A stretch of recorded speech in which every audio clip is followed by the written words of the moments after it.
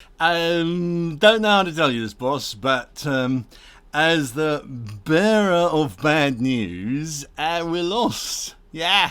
Ha! Can you imagine? Lost? Yeah, not a clue. Not a clue. But I just ask you to pause whilst we try and figure out where we are. Yeah, yeah. It's nice, isn't it? I found it. It's just there, there was a cave, and it was just lying. It was dead. I thought it was quite nice, actually. I thought it sort of complemented my manly physique, and no need to be growly about it. No, yeah. Anyway, as soon as we figure out where the hell we are, I'll let you know. Yeah. Okay. I'm gonna go that way. Hello.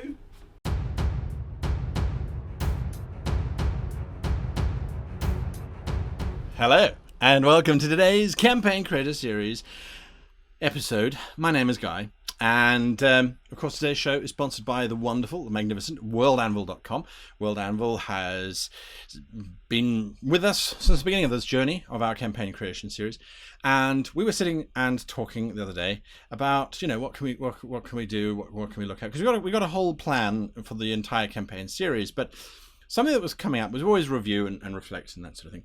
And something that came up was something that happened a couple of weeks ago, where we talked about how to really experience your world. And I was at Gen Con, that massive convention in Indianapolis, where I attended a writers' symposium lecture given by a friend of mine, Seth Skorkowski, about how to write about worlds that you've never been to. And the same thing applies for running a game. Whether you have been to an elvish territory or not is questionable, but unlikely under normal circumstances. We've seen what elvish worlds are like, but how do we do it? How do we position ourselves there? So these were my takeouts from that seminar, as well as from stuff that we have already done on the channel. This is refining it. This is taking it a step further. So I would ask that before we continue with this video, and I'll give you some time, don't you worry, that you close out the rest of the world.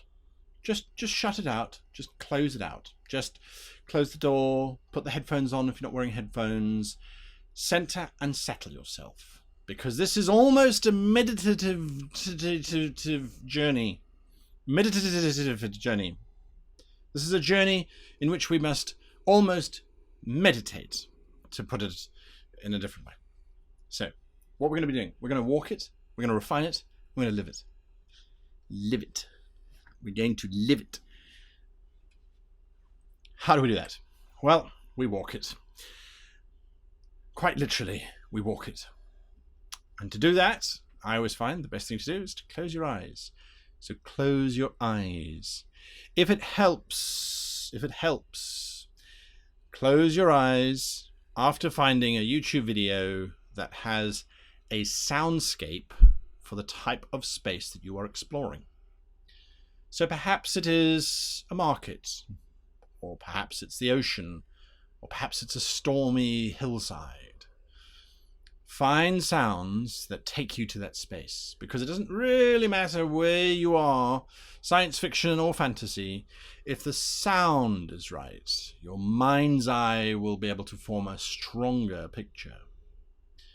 So let's do that. So close your eyes, listen to the sound.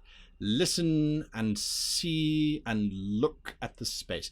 Don't scrutinize it just yet. So if we're envisaging, let's say, for example, a small alleyway in a science fiction town. We hear the market, we hear strange, what is that we're hearing? The hum, is it the hum of hover cars, perhaps, as they zip past thousands and thousands, and look up. We can't see the tops of the buildings because of that heavy fog, it's so weird. It's like pink here, and then I can see that it goes a little bit purple down the street. If I look down the street, I get the sense that I'm standing on the pavement. Well, what could be called a pavement. I can see it's old concrete. There's bits of rubbish in the corners. There's a broken bottle over there. Some drink or other it's a green bottle. The drink inside it is a Lumo green. There's a few little drops there. There's an alleyway behind me. I don't know why. And then down that way, I can see, if I look, I can see the frontages of just store after store. The doorways are obscured by holographic signs that pop up. Some of them are flickering. There's that color that's coming through, pinks and blues. Not a lot of red, not a lot of green, lots of blues and oranges and yellows coming through. In front of me is the street, but it's not a street for cars anymore. Vehicles don't drive here. This is the old street, and that's its name is Old Street. And there's just vendors with these horrid little hover kiosky things that just are everywhere. In other words, I think this is cutting off blood supply to my brain. We're trying to describe as much as we can, and we're just letting ourselves wander free. Then we talk about smell. What does it smell like? So again, let's close eyes. The smell. Oh, it's vaguely fecal. I think there's a sewer grate somewhere in the street. If I look, no. I am standing on an open grid, which is part of a water confluence system, and that smell is I'm just going to step off that grid. I think that's terrible. Yes, then, no, wait, there's something sweet. Is it sweet? Sickly sweet? That sort of, that baked, there's a French, they call themselves, there's a French bakery thing. I can see it's got 6 little red stools that you can sit on, rather ratty leather. It hasn't been fixed up in a while, and I can see there's this very large elderly woman.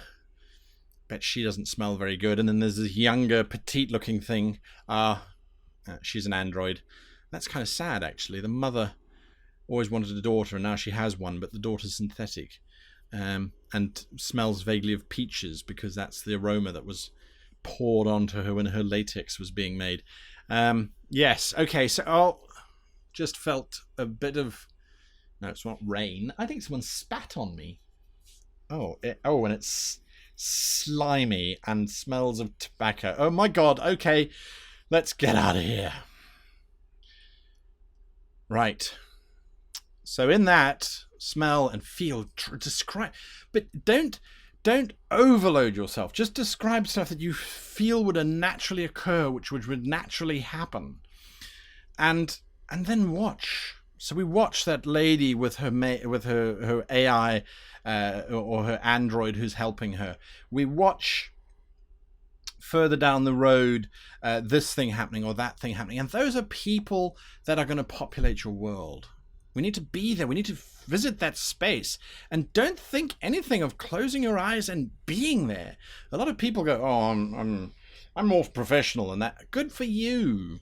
But for the rest of us, I find when I close my eyes, it's so much better. It really is. So now we're going to live it. So now that we've seen it, it becomes important for us to live it. And that means choosing 1 or 2 of the characters that we have seen and then running through their life and seeing what it is that they do, because it is going to inspire us, A, to create a much better place, but B, it's also going to give us an opportunity to look for adventures and opportunities for our characters to engage in. So, once again, with feeling, we close our eyes. We find a character. Let's see, we could look at the mama who does the bakery. No, I don't think she's important. Or I don't think she's that interesting. Let's see. Over there's a figure. What is that figure? That figure? Aha. Okay, that figure is a young man, mid-20s, begging on the side of the street. Okay, war jacket. I can already smell the drug nightshade. I can already smell it, and yes, I see him. He's holding that placard, that piece of old board that he's scribbled help on. I can see that little purple discoloration on the edges of the fingers because of that addiction. That smell is definitely there. Okay, I'm going to walk across, and I think it is actually starting to rain. Okay, let's see Let's see what he does. So let's fast forward a little bit. So we're watching as people stream past, him getting a little bit of money. Okay. His jacket's fallen open, and we can see that his left leg and most of his left arm is actually robotic. It's been replaced, and it doesn't look like it's in very good condition. Very rusted, lots of bandage or cable tie and that sort of thing. Okay, he's getting up. He's now going slowly. I can see that mechanical device, it doesn't swing properly, so he's got a funny sort of lurch where there's a frustration to it, because you can see the rest of him was fairly athletic, and obviously this was a fairly, well, not recent, but in the last couple of years, as he walks with this ridiculous leg, there's that frustration. He's going down that alleyway that I was standing next to. Okay, right. Small door, which he bangs on twice. It's opened up by this grisly-looking man, but his face softens as he sees this young bloke hobble in. What's inside? Just the smell of urine. I mean, that's strong. It's a men's dormitory of some kind. There's nothing else to describe it. I can see some bunk beds, again, not in very good shape. There's a sort of rough sofa. Again, there's duct tape on it. There's a big hollow wall. Okay, I can see also that there's certain areas where the hollow sensors have been damaged, so the hologram is not complete. That's playing... it's playing pornography. Okay, what else? Where's he going? Okay, he's going into the next room. No, he's waiting outside the door to the next room. The next room beyond. All right, so he's going to go into Blute and all that kind of stuff. We're going to pull back from that. All right. I don't know where that went. I don't know why that happened, but there was a whole lot of stuff that we can take out of that. A whole lot of stuff. So we got some troubles that came through there. Social welfare being one of them. A war having taken place. Something has gone wrong. Something has gone horribly wrong. Synthetics. There's this dormitory. Is it for the homeless? Is it something more sinister than that? We can explore that. We can go there. Now, let's look at some joys. Where do people find happiness in this city? All right. So, happiness. We are looking for happiness. Okay, there is a woman. She's in her 40s, I would say. Quietly well dressed. Very sleek black and white suit-like skirt combo thing. She's got a smile on her face and the most amazing red lipstick. And there's a twinkle in her eyes. She's casually leaning against the counter of one of those hover bars. She's got some drink next to her and she's busy chatting with a younger woman who doesn't seem to be as excited as she is. Okay, let's fast forward. And there's some more chatting. She checks the time on the giant holographic display over there. And now she's leaving. We're going to follow her. Where's she going? She's walking down the street, but she has a certain casualness to her walk that I think works really, really, really well. And she is stopping. She is pressing on her wrist. She's activating something. And what's happening? Lots of traffic floating above us. Oh, all right. Taxi is landing. She's getting into the taxi. We're in the taxi with her. Plastic seats. Cheap. Okay. Interesting. What's she doing? She's doing her makeup again. Digitally repainting her holographic version of herself. Okay, we're getting out. Oh, oh, do you smell that? It's so much fresher up here, and it's not so oppressive and humid and hot. It's quite breezy actually, and there's the reason. Okay, we're on a terraced garden, quite a big one actually, and it's a party that's going on. Obviously there's a party happening. People are laughing. And there's some kids, insufferable little things running around all happy. Okay. And she is now going from there. She's greeting people. She's smiling, waving. Okay. So she knows people. She knows this place and she knows these people. And okay. She's hugging some man. She give him a kiss on the cheek, assumedly husband perhaps, or business partner or plaything. Who knows? Okay. Right, and we're going to pull back from that because that's enough. That's enough. Sorry, I don't know where I ended up. Right, so I just watch and listen and think about these things, and we end up going, wow, okay, so there's this high society thing going on. She was putting on holographic makeup, and why was she down that street where there was a homeless person? What's up with that? So now we can go back and we can refine it, and we can say, all right, I didn't really like the bakery seller. I thought that she was a little bit obvious. So I kind of like the AI daughter, though. No, maybe I did like it, but maybe not a bakery. Maybe it's I don't know. Maybe it's some like synthetic pill or something that you just swallow.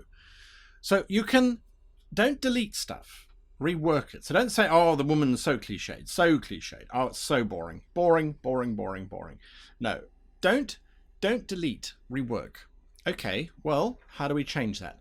What if the woman was not 45? What if she was 17 and she was still hugging the arm of a 50-year-old man as she arrived at the party? Or as she arrives at the party, she undresses and changes into a maid's uniform. There's some options that we can play with. So don't delete, rework. Then we can add stuff. So we needed to add stuff. There was flying cars, and those cars had plastic seats, those kinds of things. We can add details as we go along, and then we can go back and we can go, okay, let's sit back in that taxi. What are we adding? The taxi's still driven by a human, not an AI. Why is that? Why is that? The human wants to talk. Yes, okay. They're there to provide casual conversation, or to not provide casual conversation, but to just be there. Interesting. So the cab is a different shape. Or no, the person, when they get in, it says, do you want to sit in the front or the back? And they press back, and suddenly they're in their own private space. They press front, and suddenly they're sitting next to the driver, so they can talk to the driver if they want to. Okay, that's interesting. That's interesting. That's social connection. And we can shift stuff around. We can move things around and say, okay, well, maybe it's not a street, or maybe the street isn't concrete anymore. Maybe it's glass, and we can see more streets further down, but they can't access up here. Or it would just be a fog underneath because their pollution is so heavy. All those kinds of things we can really, really, really play into and think about and refine. And so that to me is how we go about it. Is how we go about it. We keep living it. We keep going back. We keep going back. And now, do you have to do this for every environment? No, you don't. No, you don't. But let me tell you, if you have a big city and you know that your characters are going to be in that city for a long time, or if you have a big wilderness area and you know they're going to be there for a long time, live it. Be there. Spend 20, 30 minutes just enjoying the space. Really, really, really, really. It's almost like you've gone there. And that makes your description so much easier. That makes NPC dialogue so much easier because now you know where they are and you know what their space is. So that homeless person now, when they talk about things, they've got so much stuff to talk about. How could you not talk when you are impersonating that homeless person with the broken leg and the war story and that sort of thing? The French mother with the AI daughter, how could you not just talk for days about what she wants and doesn't get? It's so much easier when you have done something like this, where you have been there. So much easier to talk about. Anyway, until next time, I wish you and yours the very happiest of campaign creation.